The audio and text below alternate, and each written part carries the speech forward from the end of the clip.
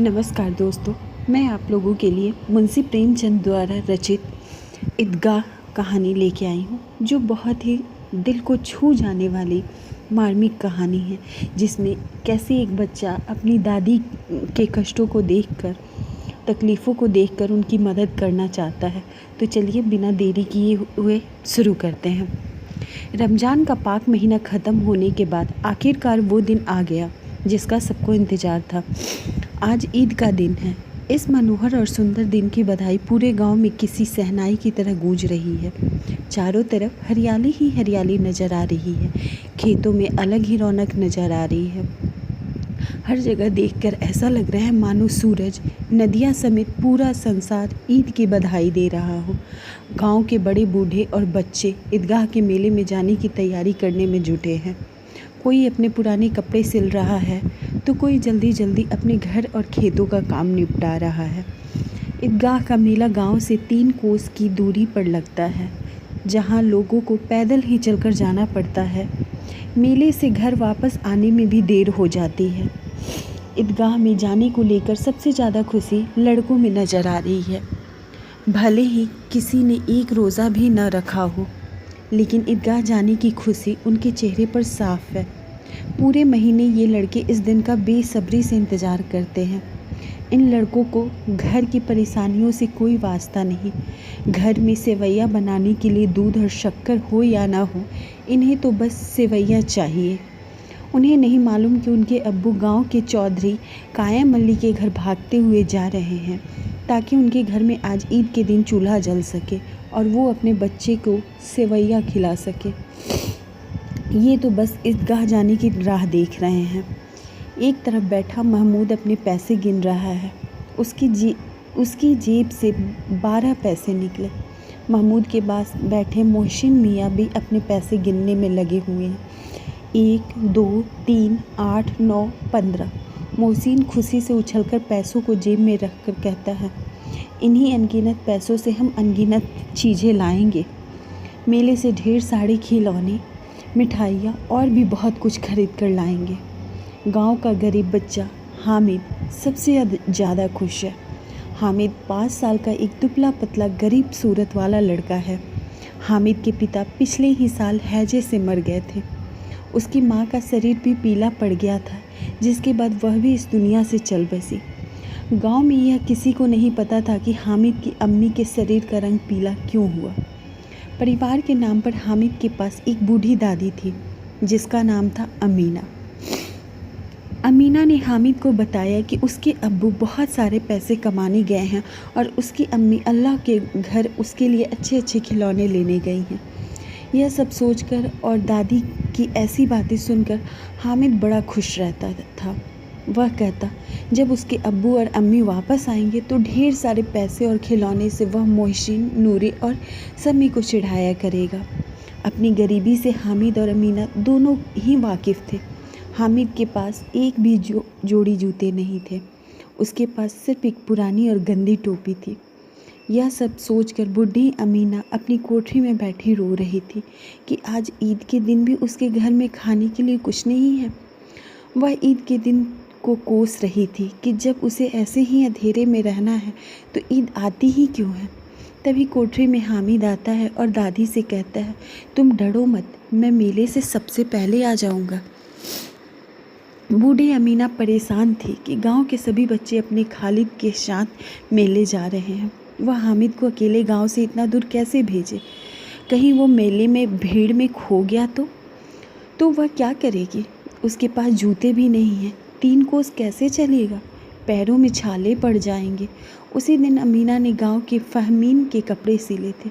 बदले में उसे 8 आने पैसे मिले थे, जिनमें से 3 आने उसने हामिद को मेले में घूमने और मिठाई खाने के लिए दे दिए और बाकी 5 आने अपने पर्स में रख लिए, ताकि ईद के दिन अगर घर पर धोबन, नाइन और चूड़ी हारी न आए तो उन्हें सेवैयाँ खिला सके। कुछ ही देर बाद गांव का एक दल सज धज कर मेले की तरफ निकला। मेले के रास्ते में जाते हुए बड़ी बड़ी इमारतें, बागीचे, कॉलेज, क्लब सब दिखने लगे। बच्चों के बीच फुसफुस होने लगी। क्लब में तरह तरह के खेल होते हैं। यहाँ बड़े बड़े आदमी और मैडम बैट से खेलती हैं। महमूद, अगर हमारी अम्मी बैट पकड़ ले तो अल्लाह कसम उनके हाथ कांपने लगेंगे। मोहसिन, 100 किलो आटा एक बार में पीस डालती हैं, रोज़ सैकड़ों घड़े पानी भरती हैं, इतना करने वाली के हाथ कैसे कांपेंगे? किसी अंग्रेजी मैम को बोलो एक घड़ा पानी भरने के लिए तो उनकी आंखों के सामने अंधेरा छा जाए। महमूद, लेकिन हमारी अम्मी दौड़ या उछल कूद तो नहीं कर सकती। मोहसिन, हाँ उछल कूद नहीं कर सकती, लेकिन गाय पकड़ने के लिए उनसे तेज़ तो मैं भी नहीं दौड़ सकता हूँ। आगे उन्हें हलवाइयों की दुकान मिली। मोहसिन ने कहा, अब्बा ने बताया कि रात को जीन आते हैं जो दुकानों पर बची हुई सारी मिठाइयाँ खरीद ले जाते हैं और बदले में रुपए पैसे भी देते हैं। हामिद को मोहसिन की बात पर यकीन न आया। उसने पूछा, जीन को रुपए कहाँ से मिलते होंगे? मोहसिन ने बताया, जीन के पास खुद के खजाने हैं, उन्हें भला पैसों रुपयों की क्या कमी होगी? तभी हामिद ने फिर पूछा, क्या जीन बहुत बड़े होते हैं? मोहसिन, हाँ उनका सिर आसमान के जितना ऊंचा होता है, लेकिन वो अगर चाहें तो एक लोटे में घुसकर बैठ सकते हैं। हामिद, तो क्या जीन को खुश करने के लिए लोग कोई मंत्र फूंकते हैं? मुझे भी पता चले तो मैं भी एक जीन को खुश कर लूँगा। मोहसिन, मुझे यह तो नहीं पता, लेकिन सुना है चौधरी के पास कई जीन हैं। उसके जीन तो चोरों और चोरी हुई चीज़ों का भी नाम बता देते हैं। एक दिन जुमराती का बछुआ खो गया था, 3 दिन बाद भी जब नहीं मिला तो वो चौधरी के पास गए। चौधरी ने फट बता दिया कि उसका बछुआ मवेशी खाने में है। थोड़ा आगे चलने पर पुलिस लाइन पहुंच गया। एक बच्चे ने कहा, यहाँ सब पुलिस वाले रहते हैं जो रात रात भर घूमकर घरों में चोरियाँ होने से रोकते हैं। यह बात सुनकर मोहसिन बोला, गलत कह रहे हो तुम। शहर के सारे चोर डाकू इन पुलिस वालों से मिले होते हैं।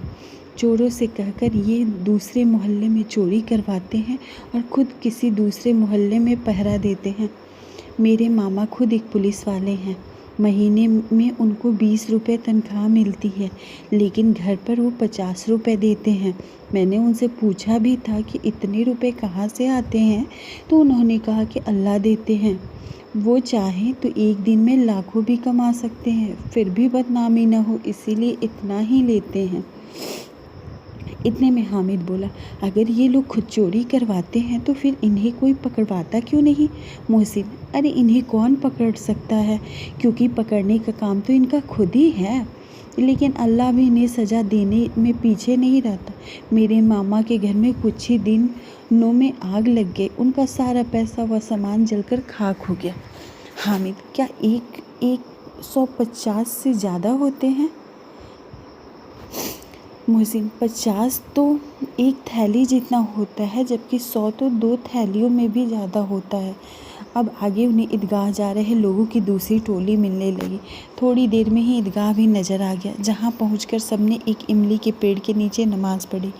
नमाज़ पढ़ने के बाद सबसे पहले लोग मिठाई और खिलौने की दुकान पर पहुँचे। हामिद को छोड़कर महमूद, मोहसिन, नूरे और समी सभी एक एक पैसा देकर घोड़ों और ऊँट पर बैठकर सवारी का आनंद लेने लगे। इसके बाद सभी खिलौने की दुकान पर गए। महमूद ने 2 पैसे का सिपाही खरीदा, जिसने खाकी वर्दी और लाल पगड़ी पहनी थी। उसके कंधे पर बंदूक भी थी। मोहसिन ने भी 2 पैसे में पानी पिलाने वाली भेस्ती खरीदा। उसकी कमर झुकी हुई थी और उसके ऊपर पानी भरने वाला मशक रखा हुआ था। नूरे ने भी 2 पैसे की वकील खरीदा, जिसने काले और सफ़ेद रंग का कपड़ा पहना था। उसके कपड़े की एक तरफ जेब में घड़ी, सुनहरी जंजीर और एक हाथ में कानून का पोथा था। वही हामिद सोच रहा था कि अगर ये खिलौने एक बार नीचे गिर गए तो सब बर्बाद हो जाएगा। इसलिए उसने खिलौने को खरीदने में दिलचस्पी नहीं दिखाई, लेकिन मन ही मन वह खिलौनों को हाथ में लेने के लिए उत्सुक हो रहा था। मोहसिन, मेरा बेइज्जती हर रोज़ पानी पिलाएगा मुझे। महमूद, मेरा सिपाही मेरे घर में पहरेदारी करेगा। नूरे, मेरा वकील हर दिन नया मुकदमा लड़ेगा। सम्मी, मेरी धोबिन हर रोज़ कपड़े धोएगी। आगे बढ़े तो मिठाइयाँ देखी। यहाँ भी हामिद को छोड़कर किसी ने रेवड़ी खाई तो किसी ने गुलाब जामुन और किसी ने हलवा। हामिद बस ललचाई आंखों से सबको घूर रहा था। मोहसिन ने चिढ़ाते हुए कहा, हामिद रेवड़ी खा ले, इसकी खुशबू बहुत अच्छी है। हामिद मोहसिन के पास जाता है और उसके सामने अपना हाथ फैलाता है। मोहसिन ने एक रबड़ी निकाली और हामिद को दिखाते हुए उसे खुद खा गया। यह देखकर महमूद, नूरे और समी तालियां बजाकर हंसने लगे। तभी महमूद कहता है, हम तुम्हें गुलाब जामुन खिलाएंगे। मोहसिन तो शरारती है। इस बार हामिद ने साफ साफ उन्हें मना कर दिया, वो मिठाई नहीं खाएगा। मिठाइयों की दुकान के बाद मेले में कुछ लोहे की चीज़ों की दुकान थी, जहाँ पर तरह तरह के नकली गहने भी थे। लड़कों को इनमें कोई दिलचस्पी नहीं थी, तो वो मेले में आगे बढ़ गए और शरबत पीने लगे। लेकिन हामिद एक चिमटे की दुकान के सामने खड़ा हो गया। उसे याद आया कि रोटी बनाते समय उसकी दादी के हाथ जल जाते हैं। उसने सोचा कि अगर वह चिमटा खरीद लेगा तो दादी का हाथ नहीं जलेगा और वो उसे ढेर सारी दुआएं भी देगी। हामिद दुकानदार से चिमटे की कीमत पूछता है। पहले तो दुकानदार हामिद को मना करता है कि यहाँ उसके काम की कोई चीज़ नहीं है, लेकिन बाद में उसने बताया कि एक चिमटे की कीमत 6 पैसे, अगर उसे लेना है तो वह 5 पैसे लगा देगा। हामिद ने कहा, क्या 3 पैसे में दोगी यह चिमटा? हामिद को लग ही रहा था कि दुकानदार उसे डांटेगा, लेकिन दुकानदार ने डांटने की जगह हामिद को 3 पैसे में चिमटा बेच दिया। चिमटे को हामिद ने अपने कंधे पर किसी बंदूक के जैसे रखा और अपने दोस्तों को दिखाने लगा। मोहसिन और महमूद ने हामिद के चिमटे का मजाक बनाते हुए कहा, क्या भला चिमटा भी कोई खेलने की चीज़ है? हामिद ने जवाब दिया, हाँ, मेरा चिमटा एक खिलौना है। कंधे पर रखूँ तो बंदूक लगती है और हाथ में ले लूँ तो किसी फ़कीर का चिमटा लगता है। मैं इस चिमटे से मजीरे का काम भी कर सकता हूँ। अगर एक भी चिमटा तुम्हारे खिलौने को लगा तो उनका यहीं दम निकल जाएगा। समी ने बजाने वाली खंजरी खरीदी थी। वह हामिद के चिमटे से काफ़ी प्रभावित हुआ। उसे हामिद से अपनी अंजरी के बदले चिमटा बदलने के लिए कहा, लेकिन हामिद ने उसे मना कर दिया। हामिद के बहादुर चिमटे से उसके सभी दोस्त प्रभावित हुए, लेकिन अब किसी के पास पैसे नहीं बचे कि वे मेले से दूर भी निकल आए थे। मेले से वापस घर आते समय बच्चों ने 2 दल बन गए थे। एक दल में मोहसिन, महमूद, समी और नूरे, तो दूसरे दल में अकेला हामिद। इनके बीच अपने खिलौने को लेकर बहस होने लगी। तभी मोहसिन ने कहा, हामिद का चिमटा पानी नहीं भर सकता। यह सुनते ही हामिद ने अपने चिमटे को सीधा खड़ा किया और कहा, मेरा चिमटा भिस्ती को एक बार डांटे तो वह दौड़ा हुआ उसके लिए पानी ला कर देगा। ऐसे एक एक करके जब सबके खिलौने हामिद के चिमटे से हार गए तो मोहसिन ने फिर से कहा, तुम्हारे चिमटे का मुंह हर रोज़ आग में जलेगा। इस बात को सुनते ही हामिद ने कहा, आग में तो बहादुर ही कूदते हैं। तुम लोगों के खिलौने पूरे दिन घर में रखे रहेंगे, मेरा बहादुर चिमटा हर दिन आग में कूदेगा। ऐसे ही उनकी बहस थोड़ी और भी आगे बढ़ी, लेकिन अंत में हामिद और उसका बहादुर चिमटा जीत गया। बाकियों ने भी सोचा कि उनके खिलौने कुछ दिनों में टूट जाएंगे, लेकिन हामिद का चिमटा सालों साल नया बना रहेगा। कुछ देर तक चली उनकी आपसी बहस के बाद आखिर सभी के बीच सुलह हो गई। सुलह के नाम पर सभी बच्चे एक एक करके हामिद का चिमटा अपने हाथ में पकड़ते और हामिद भी एक एक करके उनके खिलौने देखता। हामिद ने सारे खिलौने देखने के बाद कहा, मैं तुम लोगों को बस चिढ़ा रहा था। भला कोई चिमटा किसी खिलौने की बराबरी कर सकता है? ये खिलौने बड़े सुंदर हैं। ऐसा लगता है कि बस अभी के अभी ये सारे बात करने लगेंगे। हामिद की बात सुनकर मोहसिन से कहा, लेकिन ये खिलौने देखने के बाद कोई हमें दुआ तो नहीं देगा?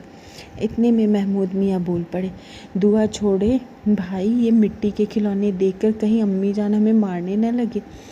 अपनी दोस्त की बातें सुनकर हामिद मन ही मन काफ़ी खुश हो रहा था। उसे यकीन था कि उसका चिमटा देखकर दादी अमीना बहुत खुश होगी और उसे दुआएं देगी। थोड़ा आगे जाने पर महमूद को भूख लगी तो उसने खाने के लिए अपने अब्बा से केले लिए। इस बार उसने हामिद को भी केला खाने के लिए दिया। ये केला हामिद को उसके चिमटे की वजह से मिला था। दिन के 11 बजते बजते मेले का पूरा दल गाँव वापस आ गया। मोहसिन जैसे ही घर पहुंचा, उसकी छोटी बहन ने उसके हाथ से भिस्ती छीन ली। तभी उसकी बहन के हाथ से भिस्ती ज़मीन पर गिर गई और टुकड़े टुकड़े हो गए। उसके बाद दोनों भाई बहन खूब लड़े। ऊपर से अम्मी जान ने दोनों को 2-2 चाटे लगाए। दूसरी तरफ नूरे ने अपने वकील को घर में सजाने का नया इंतज़ाम किया। वकील जैसे लोग ज़मीन पर तो बैठ नहीं सकते, इसलिए नूरे ने दीवार में खुट्टी लगाई, फिर उस पर लकड़ी का पटरा रखा, पटरे पर कागज़ के पन्नों से कालीन बिछाया गया, फिर कहीं जाकर उसके ऊपर वकील साहब को बैठाया गया। वकील साहब को गर्मी न लगे इसके लिए नूरे बांस के पंखे से हवा करने लगा, लेकिन हवा का झोंका लगते ही वकील साहब पटरे के सिंहासन से सीधा ज़मीन पर गिरे और मिट्टी में मिल गए। वहीं महमूद ने अपने सिपाही को एक पालकी का इंतज़ाम किया, जिससे उसने फटे पुराने कपड़े और एक छोटी टोकरी से बनाया था। फिर उसमें सिपाही साहब को लिटाया गया। इसके बाद महमूद और दोनों छोटे भाई टोकरी को सिर पर रखकर इधर उधर घूमने लगे। उसके छोटे भाई अपनी तोतली आवाज़ में छोने वाले जागते रहो कहकर पुकारते चला जा रहा था। अंधेरे का समय था। इसी दौरान महमूद को ठोकर लगी और उसकी टोकरी नीचे गिर गई। इस हादसे में महमूद के सिपाही एक टांग टूट गई। इसके बाद महमूद ने खुद ही उसका पैर ठीक करने का फैसला किया। टूटे हुए पैर को जोड़ने के लिए गुल्लड़ का दूध लाया गया, लेकिन ये तरकीब काम न आई। बदले में सिपाही की दूसरी टांग भी तोड़ दी गई। अब हामिद मियाँ की बात करें तो जैसे ही अपने घर पहुंचा, उसकी दादी ने उसे गले से लगा लिया। फिर उसके हाथ में चिमटा देखकर बड़ी हैरानी से पूछा, यह चिमटा किसका है? हामिद, मैंने मेले से ख़रीदा है। अमीना, कितने पैसे में? हामिद, 3 पैसे में। इतना सुनते ही बूढ़ी अमीना छाती पीटते हुए रोने लगी। हामिद को कोसने लगी, कितना बेवकूफ़ लड़का है ये, दिन भर कुछ खाया पिया नहीं और मेले में जाकर 3.5 पैसे से ये चिमटा खरीद कर लाया है। फिर उसने हामिद से गुस्से में पूछा, मेले में कोई और चीज़ नहीं थी क्या जो तू लोहे का चिमटा लेकर आया है? हामिद ने उदास मन से कहा, रोटियां बनाते हुए तुम्हारी उंगलियां जल जाती हैं ना दादी, इसलिए मैंने यह चिमटा खरीद लिया। हामिद की बात सुनकर बूढ़ी अमीना एकदम से चुप हो गई। उसके पास छोटे नादान बच्चे को कहने के लिए कोई शब्द नहीं थे। वो बस हामिद के त्याग और प्यार की भावना देखकर हैरान थी। मन ही मन सोच रही थी कि मेले में न जाने कितने खिलौने रहे होंगे, 1000 रंग बिरंगी मिठाइयाँ होंगी। फिर भी इस बच्चे ने अपने बारे में न सोचकर अपनी बूढ़ी दादी का ख्याल किया, तो वो अब बस अपना दामन फैला कर रो रही थी और हामिद के लिए दुआएं दिए जा रही थी। हामिद बस बूढ़ी दादी की आंखों से गिरते आंसुओं को देख रहा था। इस कहानी से हमें यही सीख मिलती है दोस्तों कि अपनी सारी इच्छाएं और लालसाओं को त्याग कर मन में दया, प्यार और भावना ही रखना ही हमें सबसे धनवान, साहसी और बड़ा बनाता है। कोई भी चीज़ हम कभी भी खरीद सकते हैं, लेकिन आपका प्यार, आपका त्याग, आपका साहस, आपकी भावनाएं, आपकी इच्छा ही आपको कहीं भी पहचान दिलाती है। तो हमेशा एक उच्च विचार के साथ, अच्छी सीख के साथ अपने बच्चों को बड़ा करें और उन्हें एक अच्छा इंसान बनाने की कोशिश करें। धन्यवाद दोस्तों। मैं जल्दी आप लोगों के लिए ऐसी ही दिल को छू जाने वाली बेहतरीन कहानियाँ लाऊंगी। नमस्कार।